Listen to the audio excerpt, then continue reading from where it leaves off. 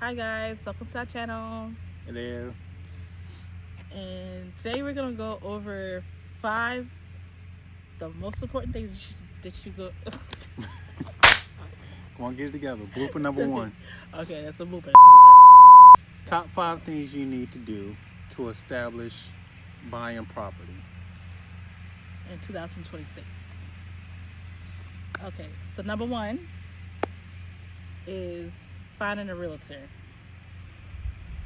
I feel like a realtor is like the biggest, maybe most first important step, which is why we got it as number 1. Because looking for properties on the basic, like Zillow, for example, will be easy to do. But from our experience, realtors also have like an exclusive list of properties that may have not reached Zillow just yet. And eventually you'll still need a realtor to end up closing on your property, which we'll discuss later on in this video. Okay. Also, it's very important to have a realtor also because they will suggest lenders because not every lender will finance land, so you have to find a particular lender that would help you finance. Yeah, some lenders only finance homes that's already built or homes that you're going to build traditionally, like a stick built loan kind of thing. Okay. Number 2, once you get a lender, they'll give you a list of properties based on whatever budget you set or amount of acreage you're looking for. In our opinion, once you get that list, you have to do your due diligence to mentally and physically walk those properties.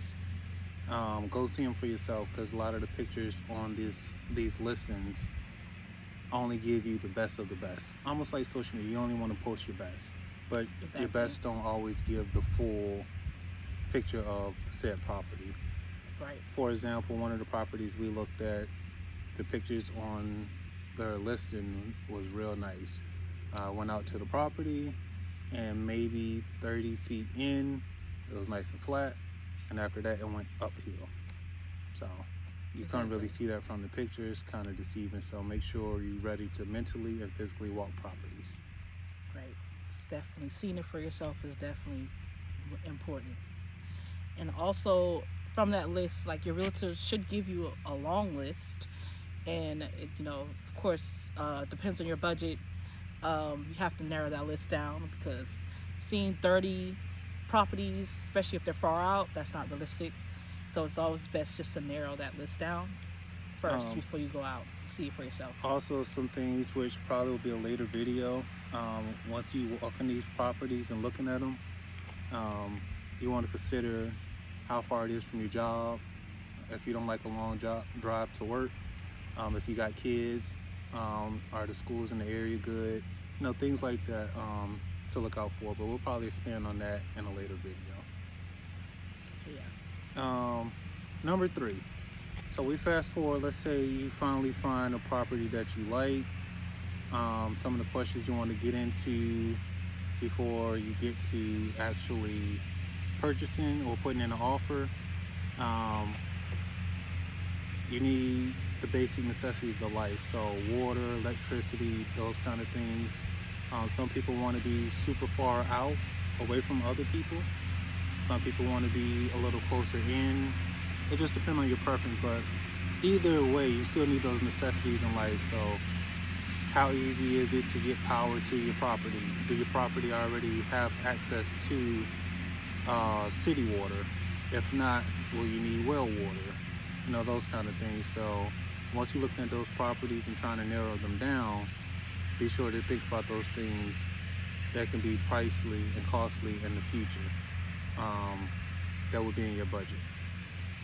Okay. And number 4 is making an offer. So when it comes to making an offer, you have contingencies. So make sure if the purpose to buying the land is to put a house on it, so make sure it passes a perc test. And so in our case, we had a 10-day contingency for a perc test.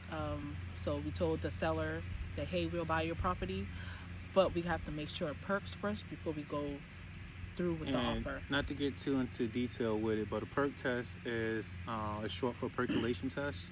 It's pretty much where a soil scientist or someone certified normally in Department of Public Health, they'll come out, dig a few holes in your property and see if your property will have good enough soil to hold a septic tank. Not all properties will need a septic tank. Some will have sewage from the city.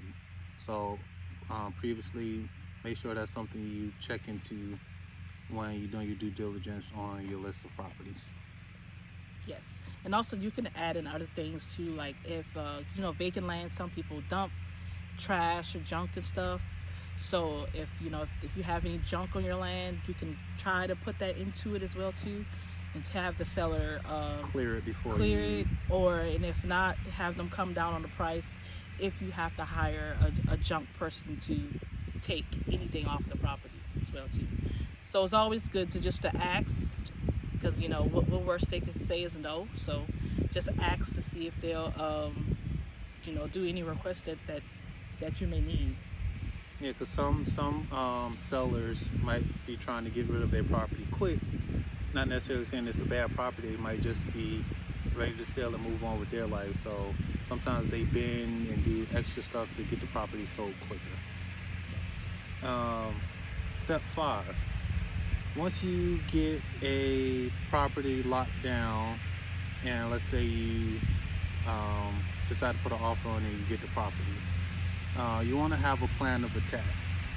Pretty much, when we looked at properties, some of it was fully covered with trees, and if your goal is to put a house on it, you're going to need space for a house. Also space for a well, if you're getting a well, or if you need a well, as well as a septic system. If you got other activities planned for the near future, like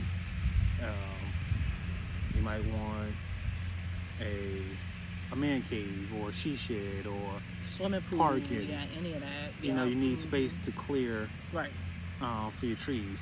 We kind of got lucky with our property where we got a good bit of trees, but we also had a good bit of open space.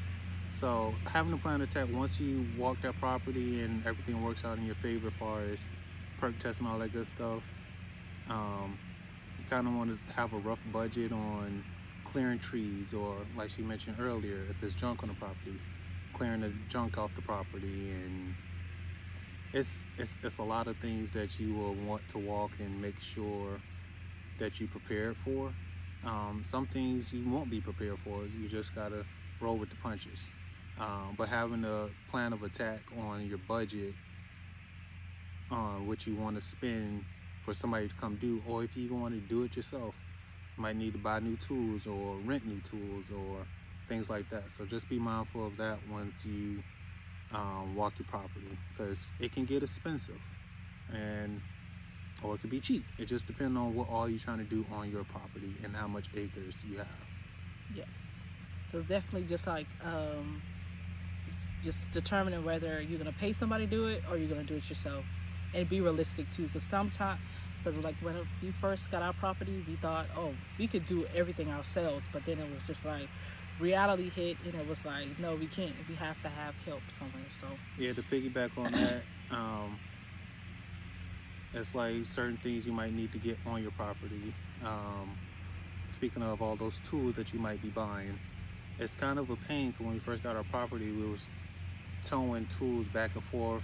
You got to load them up, unload them, remember to pack everything up. You might have missing pieces or parts. It becomes a pain. So like a little bonus, I would recommend, if you can, small tool sheds, shipping containers, something that you can afford, that you can lock. So that way, if you are coming in transition between your property, that you can lock your tools up, so that way it'll save you a headache. It's probably one of my best tips for this video. yes, definitely. So in our next video, we're gonna try and talk about more budgeting things and next steps after that, and just ideas of what we ran into more detail. If you guys have any questions that you want to know specifically, drop them in the comments, and we'll answer them as best we can. Until next time. See you next video.